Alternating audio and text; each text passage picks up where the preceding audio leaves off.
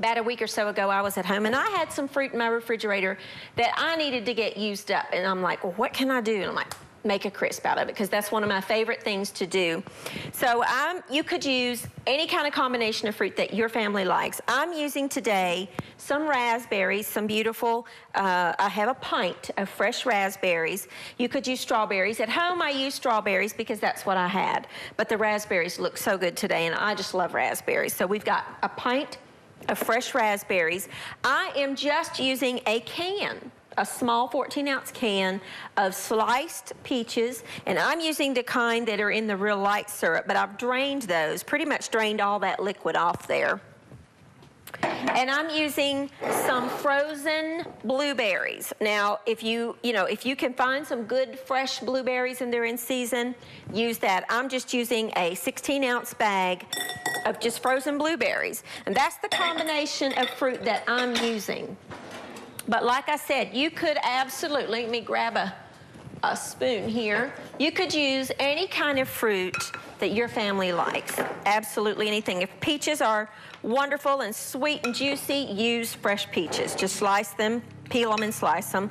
You could use blackberries, you could use raspberries, you could use any kind of fruit that your family likes. Now, to this mixture, I'm gonna add 2 tablespoons of cornstarch, and that is just to thicken up the juices that are gonna come out of the fruit. Number one, the blueberries were frozen. I thawed them for just a few minutes, but not too long. But the fruit naturally is gonna exude a lot of liquid. And the cornstarch will help to thicken it. Just kind of stir that in. It's important, I know it sounds weird, but you need to add just a pinch of salt because that brings out the flavors. Then use a baking dish, whatever kind of baking dish that you have. I just have this round little pie dish, but you could use a 8x8 baking dish or one of your little pretty little white baking dishes that you have. Just something that you can fit the fruit in on, in a single layer and it not be too full, because you want to have room for all that wonderful topping, because trust me, you will want the topping. It is scrumptiously good, absolutely scrumptious. So, get my blueberry stain up there. Set that aside for just a minute. Now I'm gonna do this one a little different. We have made some crisps before, but I have found a little secret that if you pulse it all together in the food processor, it goes on much more evenly and it just cooks up beautifully. I have 1 cup of just the old-fashioned oats. Now, I am not using the instant oats. I'm using the old-fashioned oats. I have a 1/2 cup of just plain white flour. You could use all-purpose or wheat, whichever one you have. 1/2 cup of just plain white sugar. 1/2 cup of, now I had a good question here. I had a viewer email me and said, how do you measure brown sugar? When you say packed, do you pack it real tight or do you measure a 1/2 cup and then pack it? You just pack it lightly into your measuring container. And when you release it, it should just barely hold its shape together. Just lightly pack it in there. And I have 1/2 cup. I love brown sugar. It just goes so well with everything. And I have a tablespoon of cinnamon because I really, really like cinnamon. Now, I'm just gonna quickly, real fast, just pulse that together. When someone says to pulse, this is what that means. Just a quick little pulse on the little machine operator, whatever button operates your machine. Don't turn it all the way on, just pulse it. That's what that means. Now, I have 1 stick of butter, cold, and I always use unsalted butter because I like to control the amount of salt in my food. I prefer real butter, but if you want to use margarine, I guess in this particular recipe you could, but the flavor of butter is just so much better. And honestly, if you think about it, this is going to serve probably 8 people. You're not really going to end up eating all that much butter, but if it's a concern for you, you could in this recipe use margarine. I like butter. All right, and I'm just gonna cut it into cubes. I cut it into 4 pieces, and then I'm just gonna cut it into cubes. It's cold. You want it to be cold, not room temperature. We're gonna put it in our oat mixture. And doesn't, you don't have to be perfect on that. Just get it in there somehow.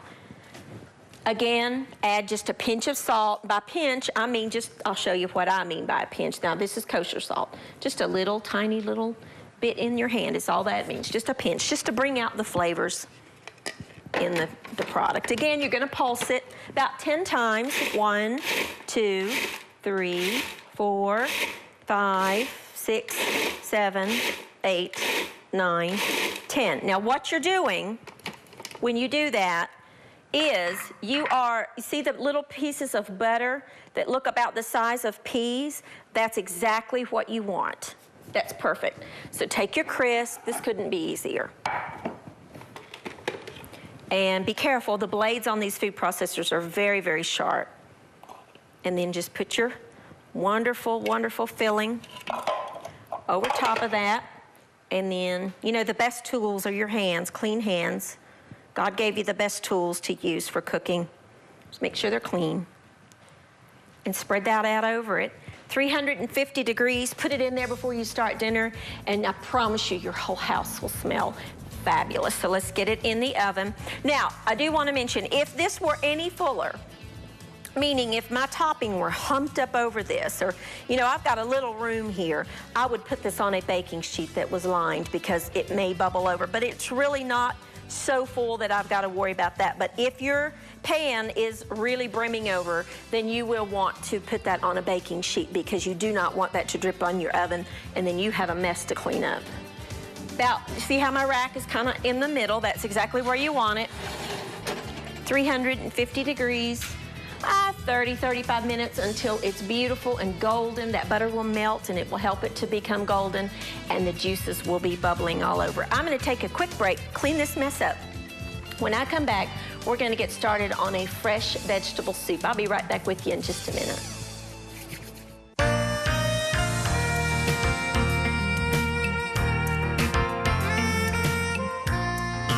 Chapter 23, verse 2 says that he maketh me to lie down in the green pastures.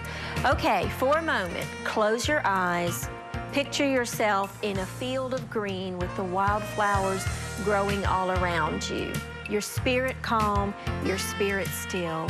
What do you feel? When I think of that and I see myself lying in those green pastures, I am so happy. This scripture to me speaks happiness. It lets us know that our Heavenly Father cares enough about us to put us in places in life to bring joy, to bring happiness to our soul and our spirit. Allow yourself to be calmed today. Allow God to make you to lay in those green pastures.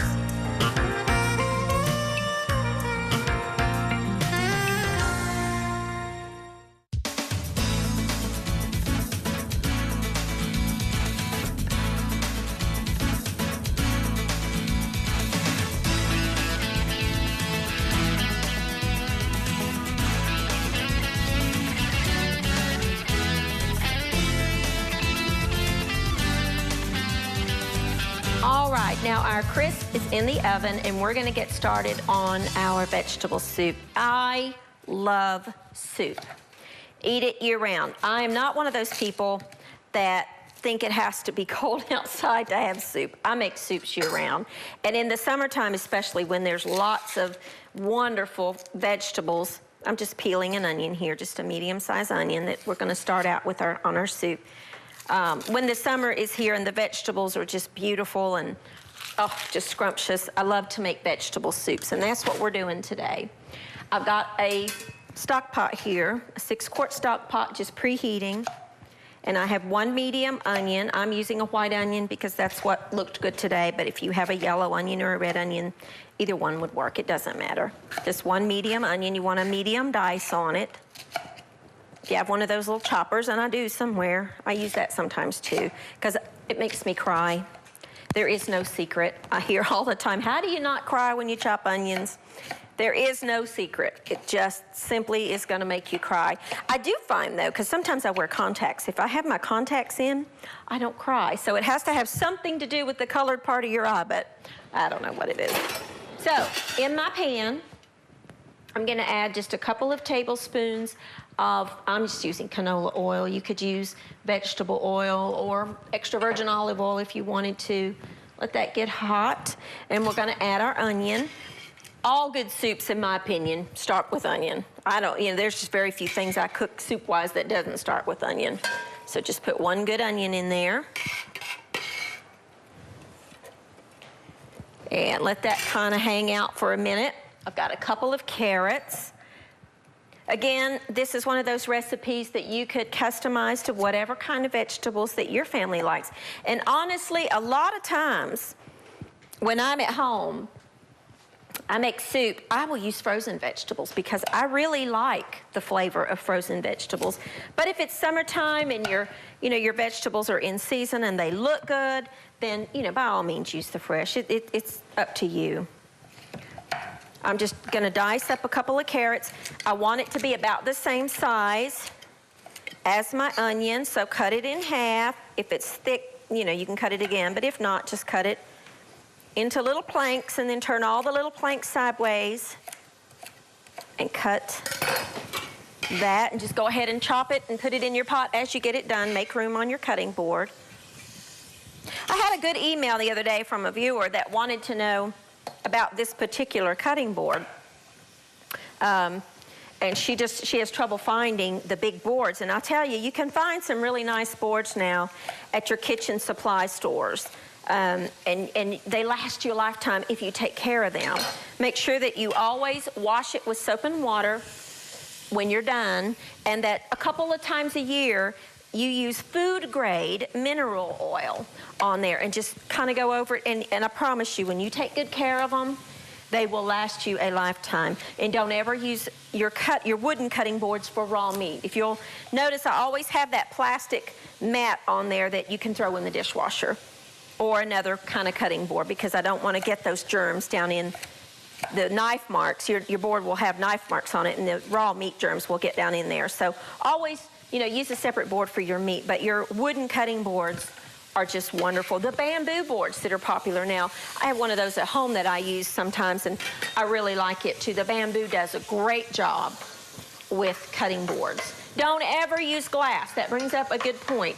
A surface like the cooktop that I have here, which is a glass type cooktop, you can buy cutting boards that are made of glass. Don't do it, because it will ruin your knives. It will dull them, it will nick your blades, and they're a knife's worst enemy, so don't use the glass. Couple of stalks of celery, because that's my favorite. I love celery.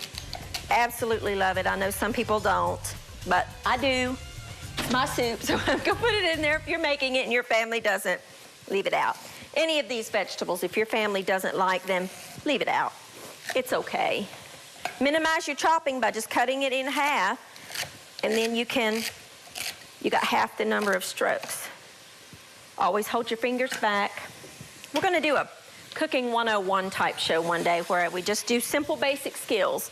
Because a lot of people, I'm amazed, I grew up in the kitchen with my mom. And so I just kind of grew up learning how to do things, and I just assume everybody knows how to chop an onion. And, I get a lot of emails of people that really don't. And so I want to, we're going to work on that together and get you in the kitchen and get you cooking with your family, because it's so important. Now, I have 2 cloves of garlic, fresh garlic.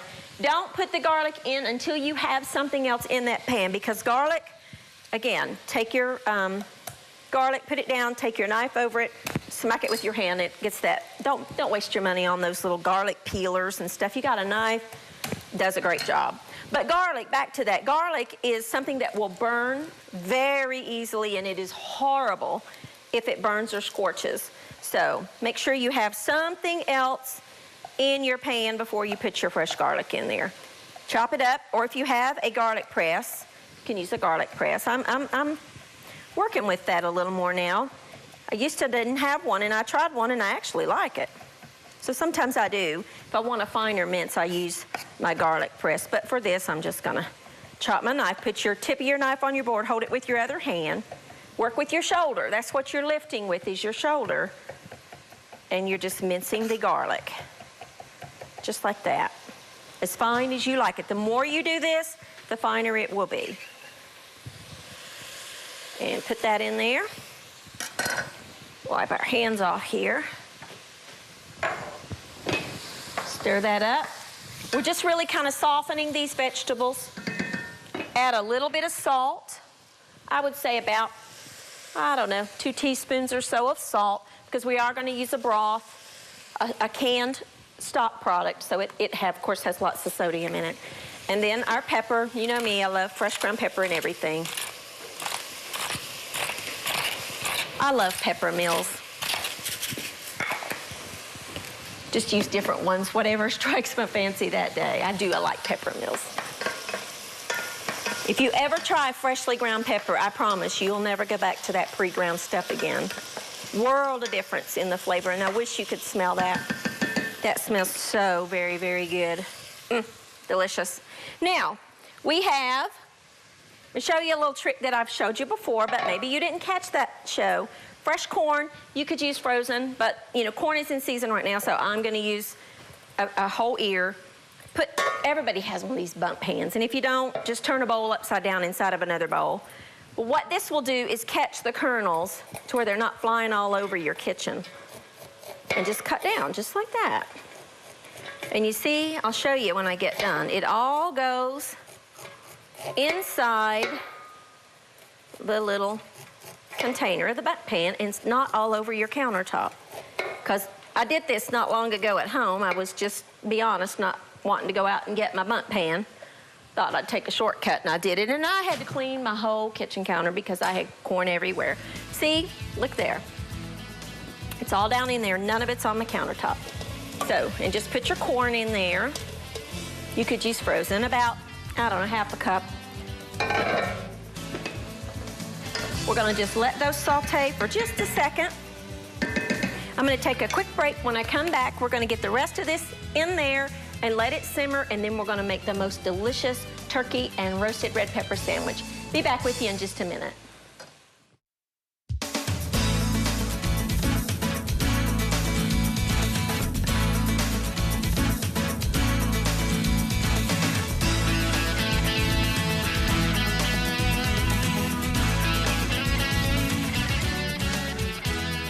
Hey, and welcome back. Now our vegetables are sauteing. Now over the break, I just quickly went ahead and diced a couple of potatoes. And let me show you how I do that, because I want to add some potatoes to our soup. I'll leave the skins on, I just scrub them, because I personally think that the potato skin adds a lot of fiber, it adds a lot of flavor, and I like it. But if you don't like it, you can peel it. Take your potatoes. I'm using 3 medium little potatoes here.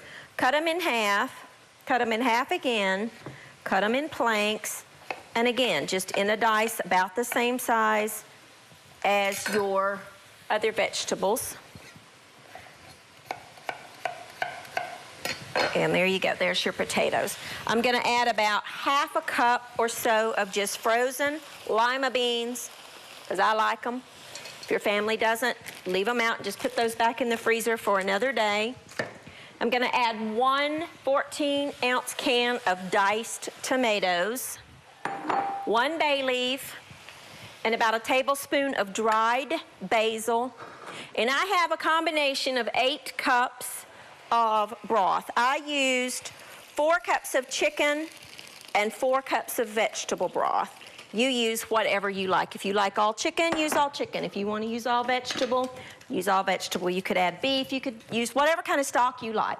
I just like the combination of the vegetable with the chicken broth, because the chicken adds just a little bit of flavor.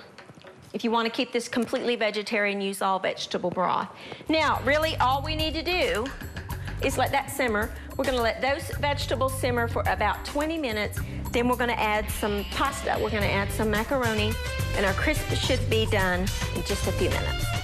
All right, now our soup has been cooking for about 20 minutes, and I wanna show you. It smells so good. Oh, I wish you could smell it.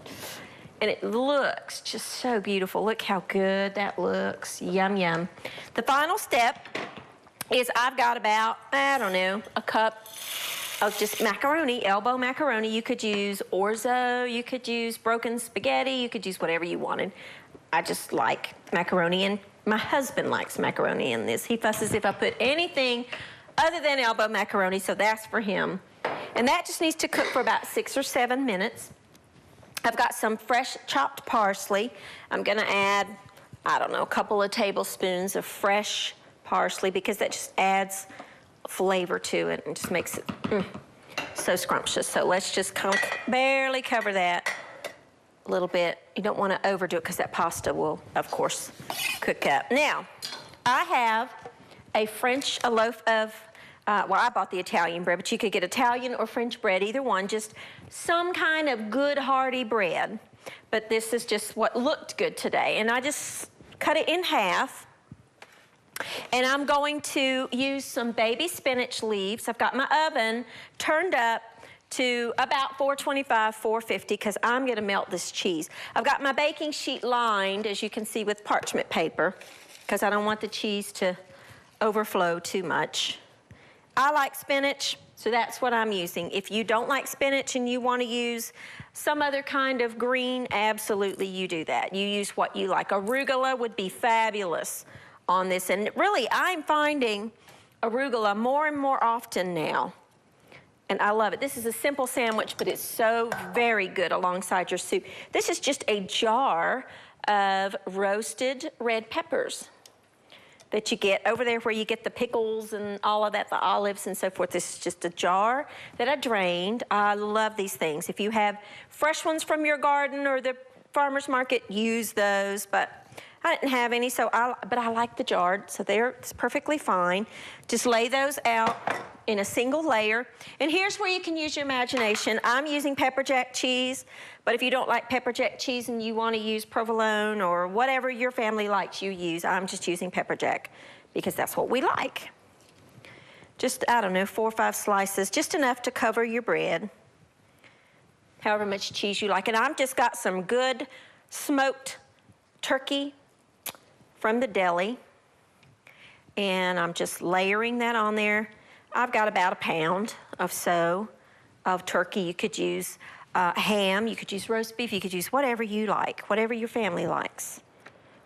My Austin would want roast beef. He loves roast beef. Loves it, loves it, loves it. And I'll sandwich it so good. Might as well just use all this. I'm not using any mayonnaise or anything like that because truthfully, I just would rather have a sandwich without it. But if you want to use mayonnaise or anything like that, you could later, after we get it out of the oven, put it on there. And some fresh ground pepper. I'm not adding any salt because the turkey, of course, is preserved with some salt.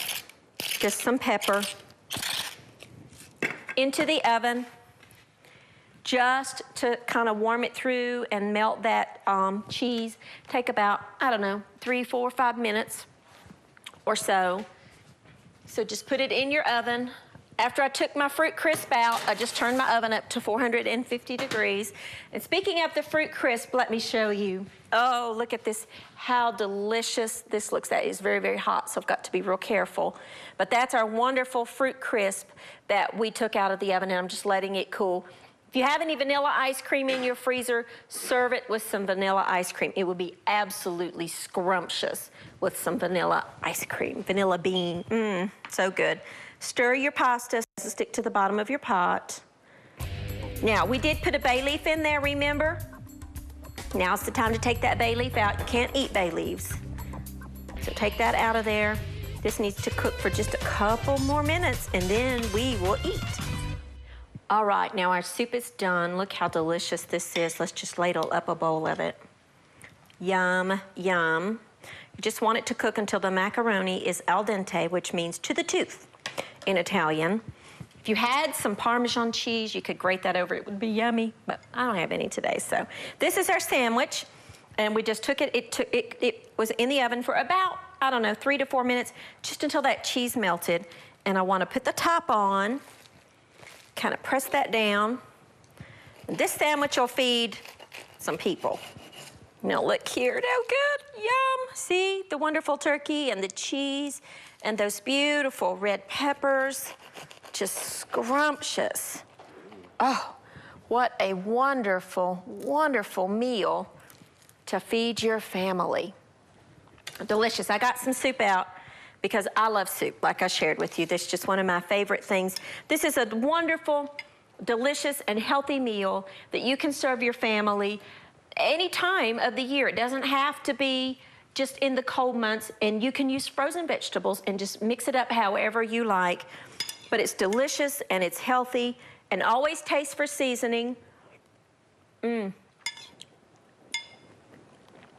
talk with your mouth full. Hot. So good. Taste for seasoning. You might want to add a little more salt in it for your taste. I'm not a real big salt eater, so you might want to add a little more salt or pepper for your family. Try these recipes. Let me know what you think. Our wonderful hearty vegetable soup, our delicious sandwiches, and our wonderful crisp. Thanks for joining with me, and I'll see you next time on Everyday Manna.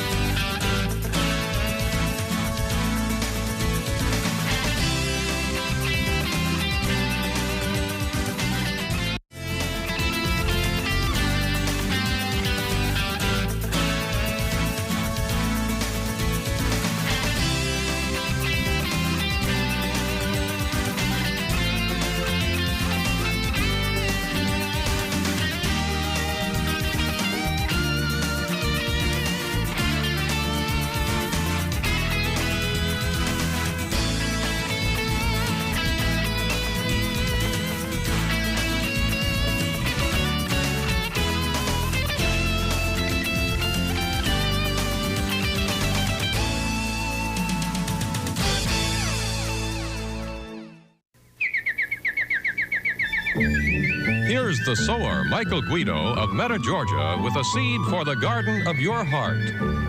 A man appeared as a witness. He was sworn to tell the truth, the whole truth, and nothing but the truth. The